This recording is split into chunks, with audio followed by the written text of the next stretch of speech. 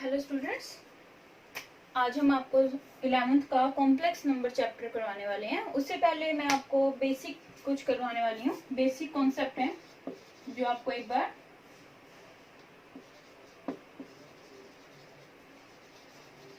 Basic concepts हैं।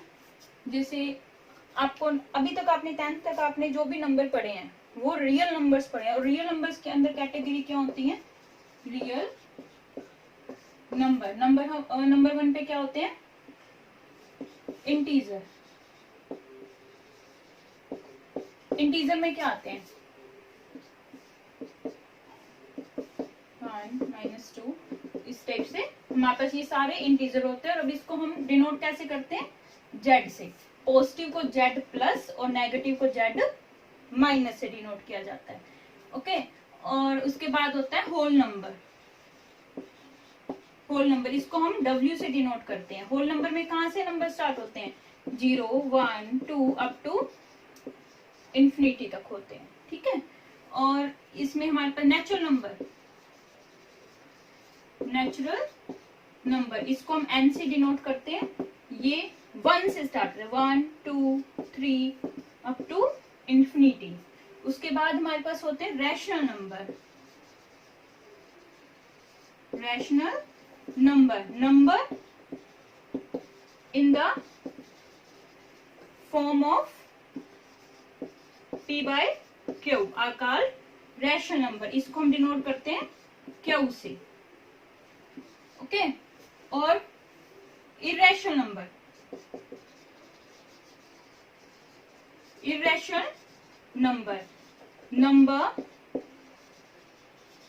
which cannot represent as P by Q form, वो होते हैं हमारे पास इरेशनल नंबर। इसी के साथ ही प्राइम नंबर भी इसी कैटेगरी में आ जाते हैं। Composite number, decimal number, composite भी आप लिख सकते हैं, कंपोजिट नंबर, डेसिमल नंबर, ये सारे हमारे आते हैं रियल नंबर में। अब मगर ये कॉम्प्लेक्स नंबर कहाँ से आया? कॉम्प्लेक्स नंबर के लिए हम, आपको याद होगा 10th में हमने क्वाड्रेटिक इक्वेशन सोल्व करी थी। क्वाड्रेटिक इक्वेशन में हम डी निकालते थे, डिस्क्रिमिनेंट निकालते थे। उसमें हम रूट्स के बारे में हम जानते थे, रियल है, इक्वल है, या रूट्स आर नॉट रियल लिखते थे। उसकी कंडीशन क्या होती थी? क्वाड्रेटिक इक्वेशन हमारे पास ये होती थी, ax² bx + c = 0 होती थी। और डी कैसे निकालते थे? b² - 4ac। फिर डी कंपेयर किया जाता था, डी ग्रेटर देन 0 है तो रियल रूट्स, ठीक है। डी इक्वल टू 0 है, इक्वल एंड रियल रूट्स यहाँ पे नोट डिफरेंट होते हैं। डी लेस देन 0 होता है, लेस देन 0 मतलब नेगेटिव हो गया। नेगेटिव होते ही हम लिखते थे रूट्स आर नॉट रियल, और यहाँ पे आके हम क्वेश्चन को छोड़ देते थे। इसमें क्या होता था? ऐसा क्यों लिखते थे? मगर x की वैल्यू क्या होती थी? -a ± √d -b two a। Okay, तो इसके बाद हमारे पास क्या होता था? यहाँ पे ये d नेगेटिव आते ही रूट d आ जाता, मान लो √3 आ जाता था, हम माइनस के √3 आ जाता था। हमारे पास इसकी वैल्यू हमें पता ही नहीं होती थी, इसलिए हम -√3 आते ही इस क्वेश्चन को यहाँ छोड़ देते थे, छोड़ना पड़ता था हमें। 10th तक इतना ही सिलेबस था। मगर अब 11th में कॉम्प्लेक्स नंबर के चैप्टर में हम इसकी आगे का फर्दर इसका पार्ट पढ़ेंगे। अब जैसे हमारे पास ये हम लिख लें कि मान लो -√3 ही लेके चलते हैं, -√3 लेके चलते हैं। इसको हम क्या लिख सकते हैं? -1 × 3 लिख सकते हैं। और इसको -√1 ×√3। ये कैसे किया? जैसे √6 होता था, इसको हम √2 × 3 और √2 × √3 ये सेपरेट करके लिख सकते थे। पावर सेम हो तो ये अंदर मल्टीप्लाई आपस में हो जाते हैं ना। पावर मतलब रूट की वैल्यू क्या होती है? 1/2 मान के चलते हैं, लेते हैं ना। तो उसके इसलिए हम इस कंडीशन को भी लिख सकते हैं। अब इमेजिनरी नंबर यहीं से शुरू हुआ, इमेजिनरी नंबर। इमेजिनरी नंबर क्या होते हैं, जैसे root minus, under root -3, under root -7, under root -5, इस टाइप के नंबर्स को हम इमेजिनरी नंबर बोलते हैं। मगर अब इसमें अंडर रूट -1 है तो इसकी वैल्यू हम लिख सकते हैं आयोटा, IOTA, आयोटा, या खाली आई भी हम इसको बोल सकते हैं। अब ये आने पे अब इसको क्या लिख सकते हैं, √3 आयोटा। अब इसको देखिए, या आयोटा √3 लिख लो। अब इस टाइप से ये आयोटा √3, आयोटा √7, आयोटा √5 आ गया। ये होते हैं इमेजिनरी नंबर। अब फर्दर, अब मेन पॉइंट हमारा क्या, कॉम्प्लेक्स नंबर कैसे बना। कॉम्प्लेक्स नंबर में क्या होता है, जो हमारा रियल नंबर, जो हमने ऊपर अभी 10th तक के नंबर पढ़े, natural number, integer, irrational, rational, ये सारे जो नंबर है वो प्लस इमेजिनरी मिलके हमारा कॉम्प्लेक्स नंबर रेडी करते हैं। जैसे रियल नंबर उठा लिया हमने 2 प्लस आयोटा √3, अब ये बन गया हमारा कॉम्प्लेक्स नंबर। इसको हम करते हैं जेड से डिनोट, ये हो गया कॉम्प्लेक्स नंबर। और इसकी जनरल फॉर्म होती है Z equal to A plus iota B, where A and B are real number. और A और B अलग से तो रियल होते हैं, मगर आयोटा लगते ही ये कॉम्प्लेक्स नंबर बना देते हैं। और ये जो A होता है, A होता है रियल पार्ट, रियल पार्ट, और ये क्या होता है, imaginary part. Imaginary part imaginary number बन गया ना, ये इमेजिनरी नंबर है। ये देखिए, ये इमेजिनरी पार्ट रेडी हो गया। ओके, इस टाइप से हम इस क्वेश्चन, ये कॉन्सेप्ट हमारा रेडी होता है कॉम्प्लेक्स नंबर। ये इंट्रोडक्शन थी कॉम्प्लेक्स नंबर की। इसके बाद आगे हम करेंगे इसके वैल्यूज कैसे हम फाइंड करेंगे। इसको सोल्व करने के लिए कुछ चीजें हैं जो वैल्यूज हमें ध्यान में रखनी है।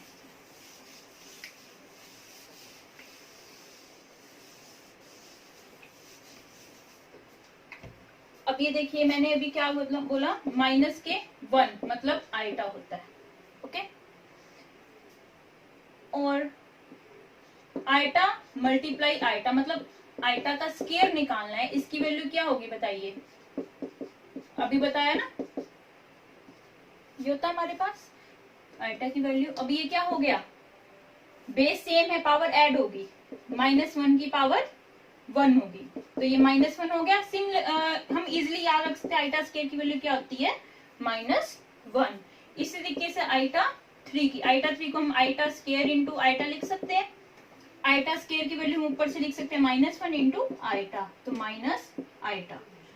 आयोटा 4 को हम क्या लिख सकते हैं, iota square into iota square, और आयोटा स्क्वायर की वैल्यू हमें क्या है, -1 इंटू -1 प्लस 1 हो गया। ओके, आयोटा 5, आयोटा 5 को आयोटा 4 इंटू आयोटा लिख सकते हैं। आयोटा 4 की वैल्यू क्या है, ये ध्यान रखना, आयोटा स्क्वायर और आयोटा 4 की वैल्यू और आयोटा क्यूब, ये 3 वैल्यू ध्यान में रखना है, इंटू आयोटा, ये आयोटा हो गया। इसी टाइप से हम अगर बड़ी पावर ले लें, आयोटा पावर 17 ले लें, आयोटा पावर 17 ले लें, तो आयोटा की पावर 4 इंटू आयोटा की पावर 4 इंटू आयोटा की पावर 1, देखिए सॉरी, आयोटा 4 और पावर 4, ऐसे कर सकते हैं इजिली। इसको ऐसे कैसे करेंगे, 4 से डिवाइड कीजिए, 4 से डिवाइड करेंगे तो ये 4 पे जाएगा,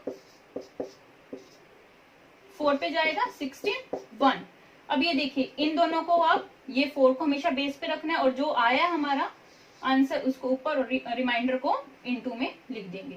तो आयोटा 4 की पावर 1 की पावर 4 हो गया इंटू आयोटा, तो आंसर हमारे पास आया आयोटा। ऐसे ही आयोटा 259 आ जाए, इतना बड़ा आ जाए, तो हमारे पास क्या करेंगे, आयोटा पर 4 करेंगे, 4 से इसको डिवाइड कीजिए, डिवाइड करेंगे तो कितना आएगा, 6 और 4 इंटू कितना रिमाइंडर बचेगा,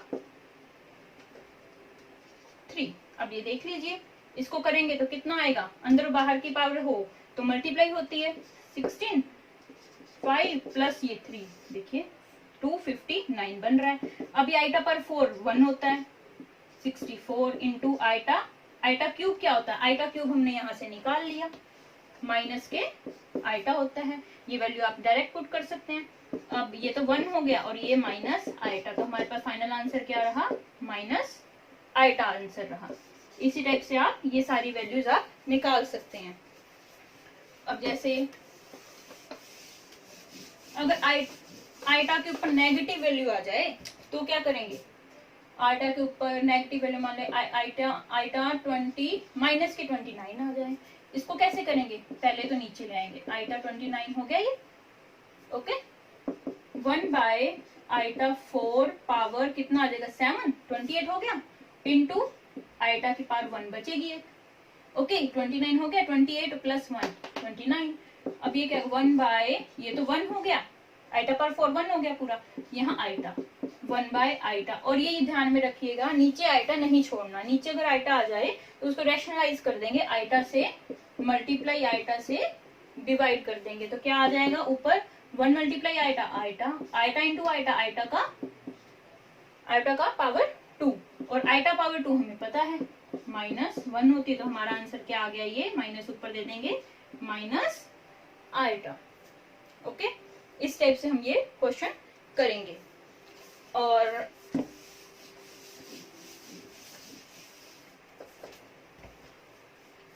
अगर हमारे पास माइनस के 16 मल्टीप्लाई माइनस के 25 आ जाए तो कैसे करेंगे। अब ये देखिए -1 इंटू 16 हो सकता है, -1 इंटू 25 हो सकता है ना। अब -1 का तो आइटा आ गया और 16 का रूट 4 आ गया, मल्टीप्लाई -1 का आइटा आ गया और 25 का 5 आ गया। अब ये 5 4 जा 20 आइटा और into iota, iota square, okay. अब 20 इंटू आइटा स्क्वायर क्या होता है -1, तो आंसर हमारे पास क्या आ गया -20। इस टाइप से आपने ये क्वेश्चंस करने, बेसिक था। इसके आगे हम नेक्स्ट लेक्चर में हम इसके आगे के क्वेश्चंस करेंगे इससे रिलेटेड, तो आप लोग रिवाइज करना अपनी बुक से, एनसीईआरटी या कोई भी आपके पास मैथ्स की 11th की बुक हो, उसमें कॉम्प्लेक्स नंबर नाम का चैप्टर होगा, उसमें से आप निकालिए और ये स्टार्ट करिए चैप्टर। जो भी दिक्कत होगी हम आगे के लेक्चर्स में आपसे लेंगे।